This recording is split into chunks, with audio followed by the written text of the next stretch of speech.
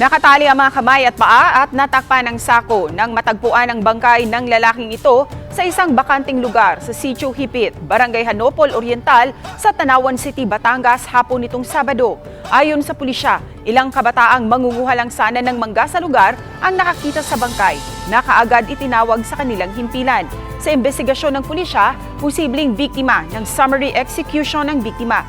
Napag-alaman din ng pulisya na dati nang may kinakaharap na kaso ang biktima noong 2016. Hapon nitong linggo nang may dumating na nagpakilalang kapatid ng biktima para i-claim ang naturang bangkay. Sinisika pa ng GMA Regional TV Balitang Southern Tagalog na makuhanan ng pahayag ang mga kaanak ng biktima. Na-involved siya sa robbery, then another case niya, illegal drugs, convicted siya December 2, 2016. Then sa 2021 April 10, suspect din siya sa isang homicide. Kasi yung ng forensic, wala naman na-recover doon na slug or fire cartridge, doon nakatali. Posible po na nadala doon na bangkay na.